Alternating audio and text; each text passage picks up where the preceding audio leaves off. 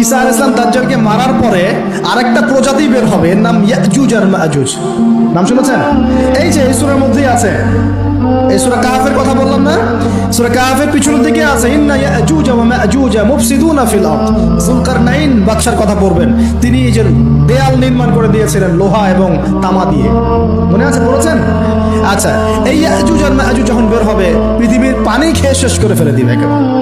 এর এত বেশি হিংস্র হবে যে এদের সাথে লড়াই করার মতো ক্ষমতা কোনো মানুষেরই থাকবে না। এমনকি ঈসা আলাইহিস সালামেরও নয়। ঈসা আলাইহিস সালাম তুর পাহাড়ে চলে যাবেন মুসলিমদেরকে নিয়ে, তুর পাহাড়ের ভিতরে মুসলিমরা সেখানে লুকিয়ে থাকবে, পৃথিবীর মেসাকার অবস্থা হয়ে যাবে, পৃথিবীর পানি খেয়ে শেষ করে ফেলে দিবে হিংস্র প্রজাতি। তখন ঈসা আলাইহিস সালাম আল্লাহর কাছে দোয়া করবেন, আল্লাহ এই বিভৎস জাতিকে ধ্বংস করো।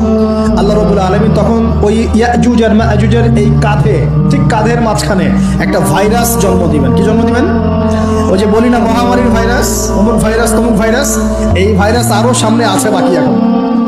ওই ভাইরাসে, ওই পোকায়, ওই ব্যাকটেরিয়া বা যেটাই হোক আল্লাহ পাক যাই দিবেন, এতে করে ইয়াজুজ আর মাজুজের পুরো প্রজাতি ধপ ধপ ধপ ধপ করে মারা যাবে। মানে এটা ছোঁয়াচে রোগ হবে। কি রোগ হবে? ছোঁয়াচে। ঠিক যেমন আমরা একটু করোনা দেখলাম না, একজন থেকে আরেকজন, একজন থেকে আরেকজন, এরকম জিনিস চলবে আরো বিশ্বে।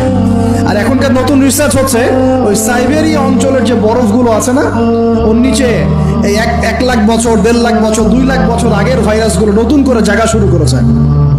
হ্যাঁ, এগুলো বিজ্ঞানীরা বলছেন যে এগুলো আবার কোন দিন জানি পৃথিবীতে আত্মপ্রকাশ করা শুরু হয়।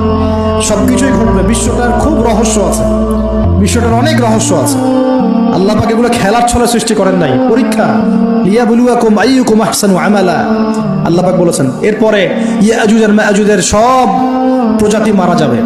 নবীজি বলছেন জমিনে কোনো জায়গায় ফাঁকা থাকবে না, সমস্ত জায়গাতেই ওদের দেহ পড়ে থাকবে। আল্লাহু আকবার। এরপরে ঈসা আলাইহিস সালাম আল্লাহকে বলবেন, আল্লাহ জমিনটাকে পবিত্র করে দাও। আল্লাহ পাক কি করবেন জানেন? বড় বড় নখরওয়ালা, বড় বড় নখ আছে, নখ দেখেছেন? বড় বড় বড় বড় নখওয়ালা একটা স্পেশাল প্রজাতির পাখি আল্লাহ পাঠাবেন। কি পাঠাবেন? পাখি। এটা কোন পাখি, কি নাম আমরা জানি না। ঠিক এরকম করে এই এক শ্রেণীর পাখি আল্লাহ পাঠাবেন যাদের নখগুলো খুব বড় বড় হবে, বিশাল বিশাল নখ। এই নখগুলো দিয়ে তারা দেহগুলোকে উঠাবে, উঠিয়ে নিয়ে কোথায় যে ফেলে দেবে আল্লাহ ভালো জানে। সুবহানাল্লাহ, আল্লাহু আকবার। আল্লাহ পাক বিশ্বে কত কি বাকি রেখেছেন এখন। এরপরে আল্লাহ পাক কি করবেন জানেন? আল্লাহ পাক বৃষ্টি বর্ষণ করবেন। এত বেশি বৃষ্টি হবে, এত বৃষ্টি হবে, জমিন ধুয়ে পরিষ্কার হয়ে যাবে। হাদিসে আসছে জমিন একদম চকচক করবে, জমিটা পরিষ্কার হয়ে চকচক করতে থাকবে।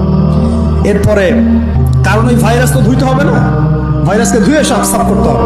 তারপরে ঈসা আলাইহিস সালামের সময়ে বলা হচ্ছে, তার সময়ে